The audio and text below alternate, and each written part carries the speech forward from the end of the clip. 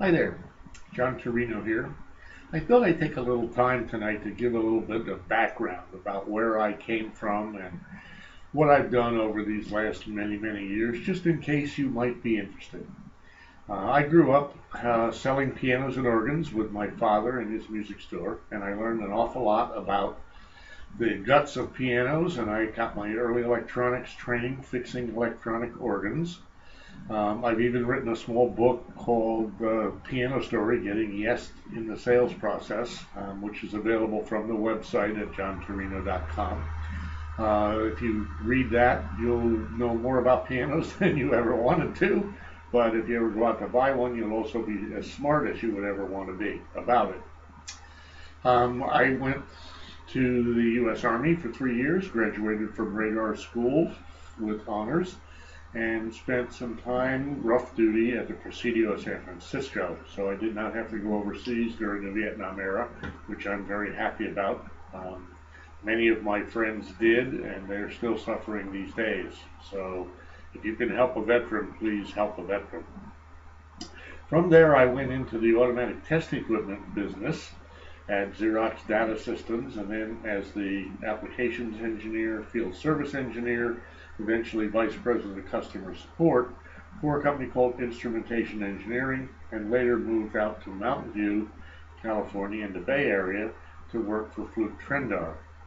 It was during those years that I found out that as electronic circuits were getting a lot more complex, there were some simple things that could be done to make them much easier to test in a manufacturing environment. So one weekend I sat down with a typewriter. This was before computers. This was in 1978. Wrote a 77-page book on that typewriter, an IBM Selectric, using little templates to draw the resistors and the capacitors. And I put that book on nice paper in a walnut cover, 8.5 by 11 format, and priced it at $95, $1978, which today would be about $364. Now, I bought an ad for $1,800 in Electronics Test magazine. That ad today would cost about $6,500. And I sold a few books, even though everybody said I was absolutely crazy and that nobody would buy them. Lo and behold, the second month I reran the ad and sold a few more books. And by the fourth month, I had sold enough books to recoup my advertising expenses. By the sixth month, people started calling me up and saying, "Jon, this is a wonderful book. Can you come teach this to our engineers?" And so for the 1980s and early 1990s, I spent my time traveling the world, teaching and preaching to electronic design engineers how to design their circuits to be easier to test. I've been virtually every major electronics company in the world, in the US, in Europe, Scandinavia, and Asia. So I became known as the guru of design for test, the Pope of design for test, the Rambo of design for test. I was literally famous and did seminars all over the world.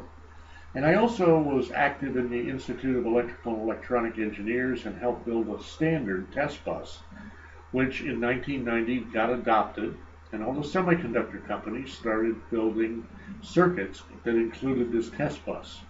They also started giving free design for test seminars, which kind of killed my test design for test seminar business because it's hard to compete with free. So I wrote another book called Managing Concurrent Engineering because what I was really doing was teaching people how to communicate. I was teaching them to talk in common languages, debits and credits, instead of nanoseconds and picofarads. And that worked good. I not only did the book at $150 this time in 1990, but also doing seminars until the computer-aided engineering companies, at that time Daisy, Mentor Graphics, and Valid, started building frameworks that would automate that process, and they started giving free seminars on concurrent engineering.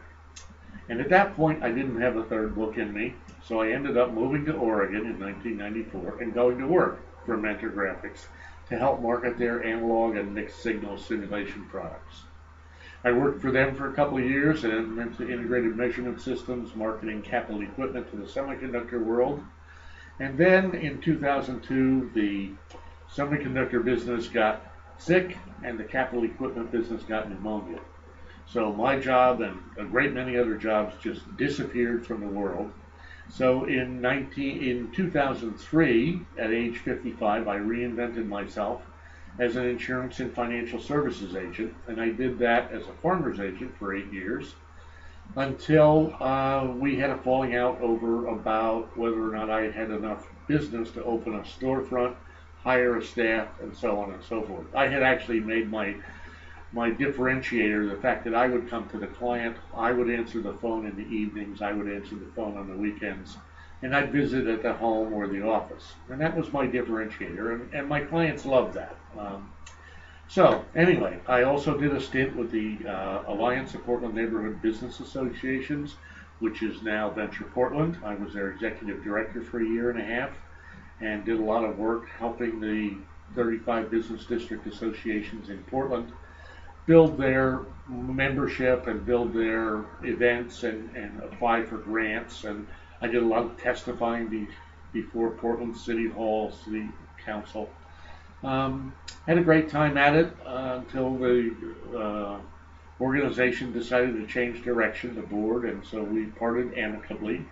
And CenturyLink called me up, and I did 10 months of consulting work for them, along with 18 months of consulting work on my own at Jon Turino Marketing and Connections. And then recently, in the last couple of years, I've been back in the insurance and financial services business. But to kind of wrap that up, I've got a wealth of experience that comes from early training in sales and marketing. It comes from an engineering background in terms of education, my degree in BSEE. But I've been a marketing kind of a guy and a communication and mainly a teacher, especially for those 12 years in the 80s and early 90s when I traveled the world. In fact, I forgot to say that the IEEE standard that got developed is still in use today. And if you have an electronic device, it probably has my fingerprints on it. It's called the IEEE 1149 standard or boundary scan. And it's still in use today in almost every electronic device to make it easier to test. So I've put a lot of those stories together in a couple of books, and I've done a lot of public speaking. And I recently put them all into the Inspiration Now book, which is available from Amazon as either not hardcover, but softcover print version or an electronic version for Kindle or some other electronic reader. So in any case, I was chatting with a friend of mine in Bend the other day, and he said, gee, John, you ought to put this on video and tell people the kind of background you have, just in case you might be able to help somebody. I do a lot of networking in the Portland area, and I do a lot of connecting people to each other, so that if you need something, chances are I can find somebody that can help you. And if you need help, chances are I can find that for you as well. So I guess that kind of wraps it up in terms of what I wanted to say tonight.